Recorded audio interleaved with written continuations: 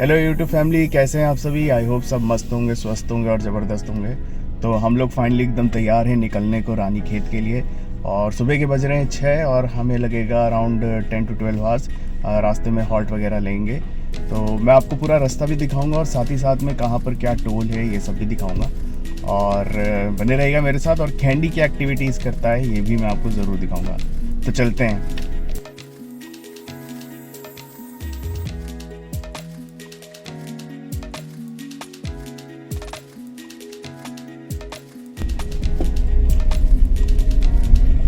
तो ये आ गया हमारा पहला टोल गेट। और ये जो स्ट्रेच है ये है नेशनल हाईवे 30। और हम जिस रास्ते जा रहे हैं वो है सीतापुर, मैगलगंज, बरेली, लाल कुआं होते हुए हल्द्वानी।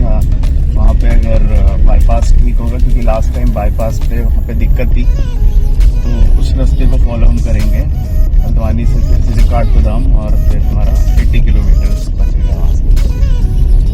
और हमें पता भी चला है कि रानी खेत में स्नोफॉल भी हुआ है। रानी खेत में जगह है चौपटिया, वहाँ पे एप्पल गार्डन है। तो आप कभी रानी खेत आए हो तो आपको पता होगा, या नहीं आए हैं तो बहुत अच्छी जगह है घूमने के लिए। तो हाँ, स्नोफॉल हुआ है। और लखनऊ में भी अभी जो टेम्परेचर है वो अराउंड सुबह के टाइम पे 8-9 डिग्री का ही है। तो ठंड यहाँ भी है।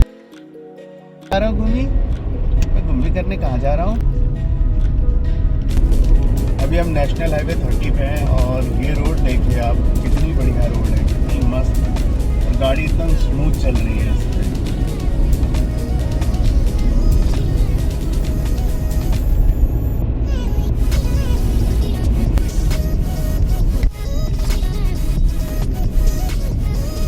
तो आ गए हम अपने फर्स्ट हॉल्ट पे। तो यहाँ पर हम लोग कर लेंगे अच्छे से नाश्ता भी, और फिर ज़्यादा स्टॉप लेंगे नहीं। कैंडी। तो हम लोग आ चुके हैं मैगलगंज, और मैगलगंज में लिया हमने अपना फर्स्ट हॉल्ट। और जब भी हम लोग ट्रैवल करते हैं तो यहीं पर ही आते हैं और यहीं पे अपना अच्छे से ब्रेकफास्ट कर लेते हैं, ताकि हमारी जो हल्द्वानी तक की एटलीस्ट डिस्टेंस होती है तो वहाँ तक हमें भरपेट तरीके से खा लेते हैं। और अभी हल्की हल्की धूप भी निकल आई है। और अभी जो टाइम हो रहा है वो हो रहा है अराउंड 8:35। तो सही हो गया है मौसम भी। आगे की जर्नी में अब ठंड कम लगेगी।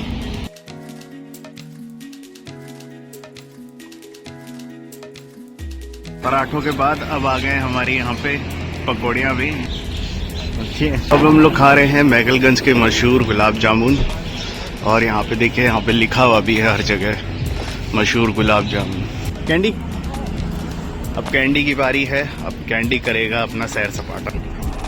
तो हम लोग का हो चुका है ब्रेकफास्ट। कैंडी भी मस्त घूम चुका है, पानी वानी पी के फिट है। और हम लोग भी एकदम अच्छे से फिट है। हल्द्वानी के बाद ही अब कोई अगर हम स्टॉप लेंगे तो लेंगे।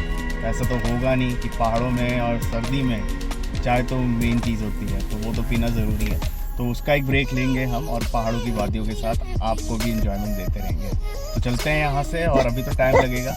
ये एक थोड़ा सा चेंज है, पूरी रोड जो है वो खाली है। और बल्कि अभी हाल ही में रानी खेत में और पहाड़ों में बर्फ़ भी पड़ी है, तो स्नोफॉल हुआ है। तो उस वजह से बहुत ट्रैफिक हो जाता है रोडों पे, हाईवे पे पता चलता है कि लोग जा रहे हैं। लेकिन अभी जो है वो बिल्कुल खाली है।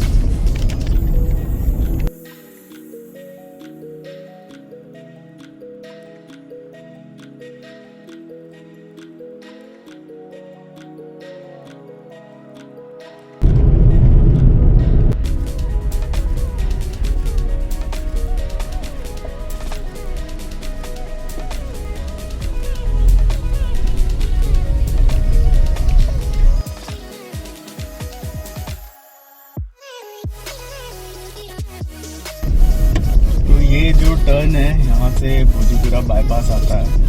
और यहीं पर most of the time confusion भी हो जाता है, बिकॉज ये रास्ता लगता है एकदम सीधे है। और यहाँ से हमें यू टर्न लेके जाना होता है ड्राइवर के नीचे से। बहुत बार ऐसा होता है कि हम लोग इसको मिस कर देते हैं। जो टोल प्लाजा आ रहा है ये मुंडा जगह है, यहाँ पे पड़ता है, जो कि बरेली नैनीताल बाईपास के पास है। और अभी यहाँ पर ट्रैफिक भी है काफ़ी। लेकिन ये सारे टोलों में इकलौता टोल है जहाँ पर कैश पेमेंट ही होती है। इसी वजह से यहाँ पे आप देख सकते हो यहाँ पे ट्रैफिक भी है।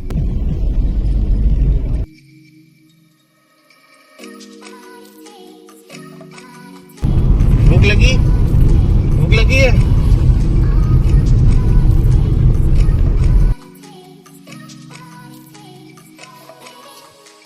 हल्के पहाड़ यहाँ से दिखने लग गए हैं। हम लोग हल्द्वानी एंटर करने वाले हैं।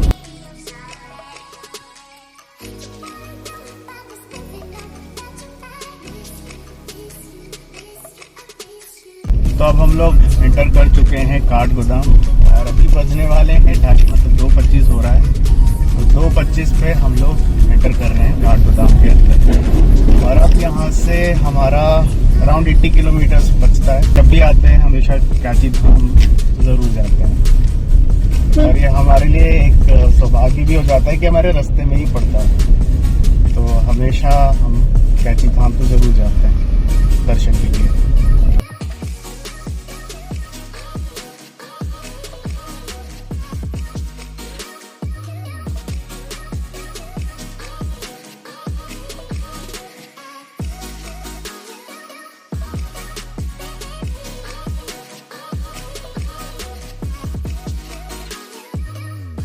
जोलीकोट में हमने लिया अपना सेकंड स्टॉप और यहाँ पे हम ऑर्डर करेंगे मैगी और चाय। यहाँ पर ये पानी है, इससे थोड़ा सा अपना मुँह धोएंगे। बहुत ही ठंडा पानी है, डायरेक्ट पहाड़ से ही आ रहा है। काफ़ी ठंडा पानी है ये।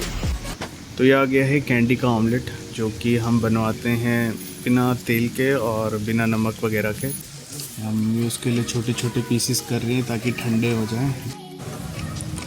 तो कैंडी का ऑमलेट अब तैयार है और कैंडी एकदम स्पीड में बिना रुके चबा भी ले बाबू, चबाओगे नहीं? ये आ गई हमारी मैगी भी।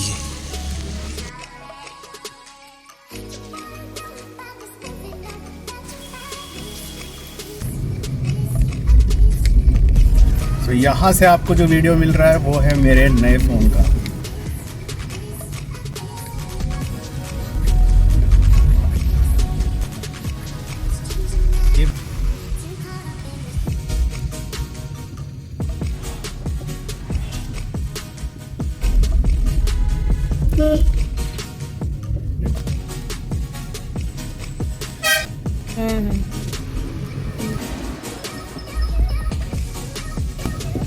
तो हम लोग पहुंच चुके हैं अब भवाली, और भवाली हम अप्रॉक्स 4:10 पे पहुंचे। अब देखते हैं कैची धाम में हमको कितना टाइम लगता है पहुंचने में। अगर समय से पहुंच गए तो दर्शन हो पाएंगे, क्योंकि हमें ये नहीं पता है कि उसका टाइमिंग क्या रहता है।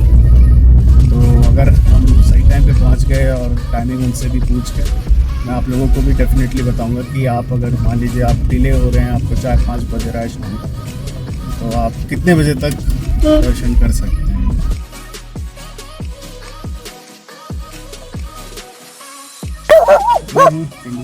ये शाम तक कितने बजे तक रहता है?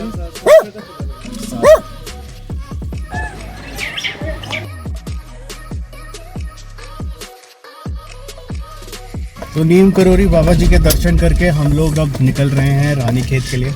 और अब हमारा जो टोटल डिस्टेंस अब बचता है वो है 40 किलोमीटर्स। और नीम करोरी बाबा जी के दर्शन आप लोग अराउंड 7 बजे तक मैक्स आके कर सकते हैं।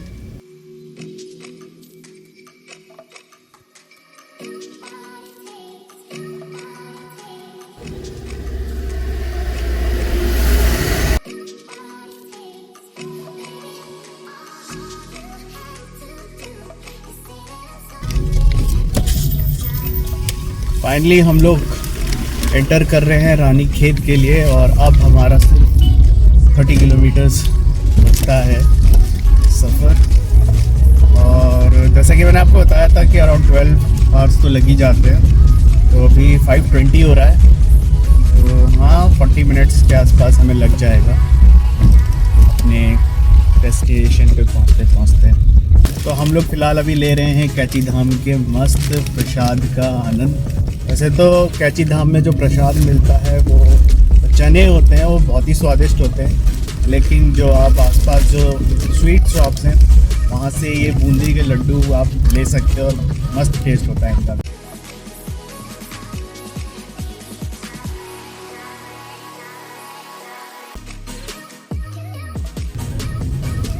तो हो सकता है हमें यहाँ कोई बाघ भी दिख जाए, बाघ यानी कि लेपर्ड। तो हम आ गए अपनी डेस्टिनेशन पे जो कि है रानी खेत। तो ये जो आप ऊपर रास्ता देख रहे हो ये जा रहा है रानी खेत मॉल रोड होते हुए, और हमको जाना है स्ट्रेट नीचे की तरफ जो कि है कन्यातौली। तो अगर डायरेक्टली आपको रानी खेत टाउन की तरफ जाना है तो आप यहाँ से स्ट्रेट ऊपर जा सकते हैं, और हम लोग ये वाला रूट फॉलो अप करेंगे और कन्यातौली। और ये सारे रानीखेत के रास्ते वो रास्ते हैं जहाँ पर most of the time leopard यानी कि यहाँ लोग बाघ बोलते हैं उसे, वो पाए गए हैं। और बहुत बार ऐसा हुआ है कि इस टाइम पे जब हम जा रहे हैं 6:37 शाम के 6 बजे के बाद से आप कह सकते हो अप्रॉक्स यहाँ दिखने शुरू हो जाते हैं। और मोस्टली जनरली हर दिन किसी ना किसी को दिखता है। 2 बार दिखा, लेकिन 2 बार हम कभी भी उसको कैमरे में कैप्चर नहीं कर पाए। पहुंच गए अब हम लोग कन्यातौली, और कन्यातौली से आपको जहां हम रहते हैं वहां तक का पूरा आपको नाइट सफारी कराते हैं बस, क्योंकि most of the time leopard वहां पे स्पॉट किए गए हैं। और बहुत सारे ऐसे इंसिडेंट्स भी हुए हैं कि डॉग को उठा लिया है या किसी की गाय पे अटैक किया गया है। तो दिखाते हैं आपको नाइट सफारी का भी एक एक्सपीरियंस करवाते हैं आप लोगों को। लेकिन आप एक चीज़ देखिए, यहाँ पे लोग अभी भी फ्रीली घूम रहे हैं, क्योंकि उनके लिए ये सारी चीज़ें आम चीज़ें हो गई, आम बात हो रही। लेपर्ड, हाँ कोई बताता है जैसे कि हाँ हमने तो सामने से ही निकलते हुए देखा, सामने से ही जा रहा था, तो एक नॉर्मल हो गया है।